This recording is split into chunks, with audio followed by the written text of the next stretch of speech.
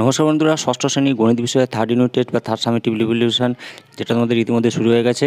তো আজকে আমরা এই অঙ্ক বিষয়ে মোস্ট ইম্পর্টেন্ট প্রশ্নগুলো নিয়ে আলোচনা করব। আমরা ইতিমধ্যে বাংলা, অঙ্ক, ইংরেজি সহ কম্পিউটার থেকে শুরু করে সমস্ত বিষয়ের প্রশ্ন উত্তর পর্ব পোস্ট করে দিয়েছি। তোমরা এখনও না দেখে থাকলে অবশ্যই ভিডিওর প্লেলিস্ট সেকশন থেকে সেগুলো দেখে নিও।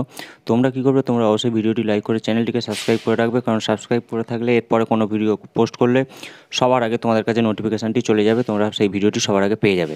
তো অবশ্যই তোমরা চ্যানেলটিকে সাবস্ক্রাইব করে রাখো। তো আমরা বলেছিলাম যে বিভিন্ন স্কুলের প্রশ্ন নিয়ে পোস্ট করব। দেখো, এই প্রশ্নগুলি কিন্তু বিভিন্ন স্কুলে ঘুরিয়ে ফিরিয়ে আসছে। তোমরা এই প্রশ্নগুলো অবশ্যই এর উত্তরগুলো দেখে নিয়ে পরীক্ষা দিতে চলে যাবে। তো তোমরা দেখতে পাচ্ছ একটা স্কুলের প্রশ্ন, এটা third summative revolution 2024, subject mathematics, class 6, full mark 70, সময় আড়াই ঘন্টা থাকবে। একে দেখে যেটা বলেছে সঠিক উত্তরটি নির্বাচন করো। 1 × 10 নম্বর আছে। একে বলেছে দেখো 0.02 সেন্টিমিটার সমান কত মিটার, সেন্টিমিটার থেকে মিটারে নিয়ে যেতে হবে, ঠিক আছে, এটা ভাগ করতে হবে। 2 দেখে বলছে পূর্বপদ উত্তরপদের থেকে বড় হলে সেটি কি, লঘু অনুপাত, গুরু অনুপাত, সাম্য অনুপাত, না কোনটিই নয়। 3 বলছে -5 ও -5-এর যোগফলের পরম মান কত হবে, দুটো -5, তাহলে -10 হয়ে যাবে। আচ্ছা, 4 বলছে 60-এর 6% মান কত হবে, তোমরা 60 গুণিতক 10 বা 100, ঠিক আছে, সমান 6 হয়ে যাবে। 1 ঘন্টা সমান কত সেকেন্ড, 3600 সেকেন্ড। 6 বলছে √4 + √16 মান কত হবে, 2 + 4 = 6 হবে। 7 বলেছে যে 78,808কে সংখ্যায় লিখলে, এটা সংখ্যায় লিখবে। আচ্ছা, এরপর 8 বলা হচ্ছে যে কোনটি লিপিয়ার বছর, ঠিক আছে, 2001, 2005, 2012, না 2014। তো 4 দিয়ে ভাগ করলে সেটা লিপিয়ার বছর হয়, তো 2012 হয়ে যাবে। এরপরে 9 বলছে বৃত্তের বৃহত্তম জ্যা হলো ওই বৃত্তের কি ব্যাস। 10 বলছে 54কে রোমান সংখ্যায় লিখলে কী হবে, তো নিচে 4টে অপশান দেওয়া আছে, সেটা তোমাদের লিখতে হবে।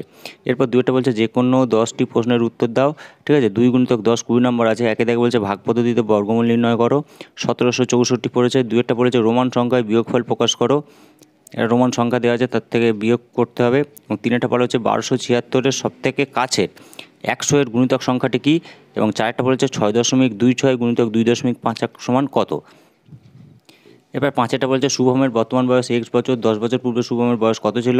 6 বলছে লসাগু গসাগু নির্ণয় করো, 24, 26 এবং 45। 7 বলা হচ্ছে 3.205 আবৃত্ত দশমিক ভগ্নাংশটিকে, দশমিক এবং আবৃত্ত এটা দেওয়া আছে, আসন্ন মানে দেওয়া আছে, সেটা সামান্য ভগ্নাংশে প্রকাশ করতে বলেছে। 8 বলা হচ্ছে একটি বৃত্তের বৃহত্তম জ্যায়ের দৈর্ঘ্য 10 সেন্টিমিটার হলে বৃত্তের ব্যাস ও ব্যাসার্ধের দৈর্ঘ্য কত হবে লেখো। 9 বলা হচ্ছে একটি বর্গাকার চিত্রের প্রতিসম অক্ষ কটি, তাই এঁকে দেখাও।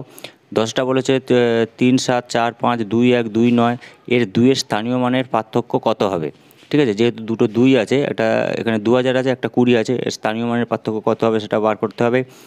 11 বলা হচ্ছে 2004 সালের 1 মার্চ সোমবার হলে ওই বছরের 1 এপ্রিল কী বার ছিল। 12 বলা হচ্ছে সমবাহু ত্রিভুজের 3টি কোণের অনুপাত লেখো। 13 বলা হচ্ছে যে 24টি কুলের মধ্যে 6টি কুল পচা, মোট কুলের শতকরা কত কুল পচে গেছে। 3 থেকে বলা হচ্ছে যে কোনো 5টি প্রশ্নের উত্তর দাও, 3 × 5 15, ঠিক আছে। 1 বলা হচ্ছে 4 অঙ্কের ক্ষুদ্রতম ও বৃহত্তম পূর্ণ সংখ্যা খুঁজি, যা 8, 15, 20 ও 25 দিয়ে বিভাজ্য। 2 বলা হচ্ছে অনিলবাবু তার মাসিক আয়ের 22% বাড়ি ভাড়া দেন।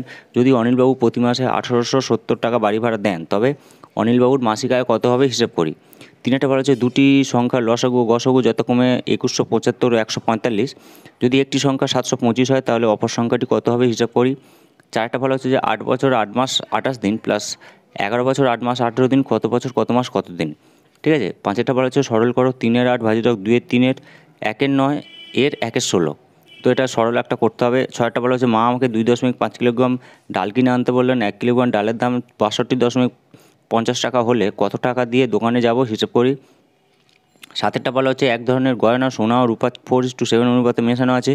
এই রকম গয়নার 357 মিলিগ্রাম রূপোর সাথে কত কিলোগ্রাম সোনা মেশানো হয়েছে সেটা হিসাব করতে বলা হয়েছে। একটা অনুপাতের অঙ্ক দেওয়া আছে, নিচে একটা চিত্র দেওয়া আছে, দেখো একটা 16 সেন্টিমিটার টি-এর মতো একটা চিত্র দেওয়া আছে। এর পরিসীমা কত হবে, তো যে কটা সংখ্যা দেওয়া আছে সব কটা যোগ করে দেবে, দিলেই এর পরিসীমা বেরিয়ে যাবে। 4 বলছে যে কোনো 3টি প্রশ্নের উত্তর দাও, 3 × 3 আছে। 1 বলছে কুমুদের বাগানে একটি গাঁদা ফুলের চারা গাছ আছে, কিন্তু সাইদার বাগানে কুমুদের বাগানে চারা গাছে 3 গুণ গাঁদা ফুলের চারা গাছ আছে। সাইদার বাগানে কতগুলি চারা গাছ আছে এটা বার করতে হবে। 2 বলা হচ্ছে যে সংখ্যা রেখায় করো +7 - 2। 3 বলা হচ্ছে চলো এক্স ও ধ্রুবক 6 সংখ্যা নিয়ে 4টি আলাদা আলাদা সংখ্যামালা তৈরি করো, ও কীভাবে তৈরি করলাম সেটা তাদের পার্থক্য খুঁজতে বলা হচ্ছে। 4টা বলা হচ্ছে সরল করো 12 - 3 ব্র্যাকেটের মধ্যে -3 প্লাস 6 এর বিপরীত সংখ্যা। ঠিক আছে, এবার বাম দিকের সাথে ডান দিক মেলাও। বাম দিকে দেওয়া আছে যে এক্সের 3 গুণের থেকে 8 বিয়োগ। আচ্ছা, এরপরে এক্স 13 হচ্ছে বড়, এটা উপরে ডান দিকের এর সাথে মিলে যাবে। আর বি এটা বলা হচ্ছে যে বি 8-এর চেয়ে ছোটো নয়। ঠিক আছে, তাহলে বিটা সি এরটা বাম দিকে সি এরটার সাথে ডান দিকের বিটা মিলবে, আর ওপরের মানে বাম দিকের এর সাথে ডান দিকের সি এরটা মিলে যাবে।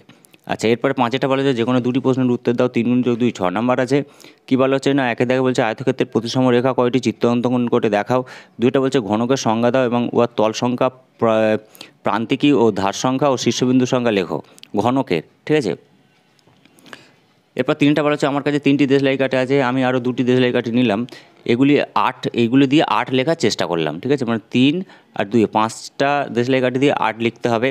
এরপর 4টা বলেছে পাশের চিত্রটি দেখে শূন্যস্থান পূরণ করো।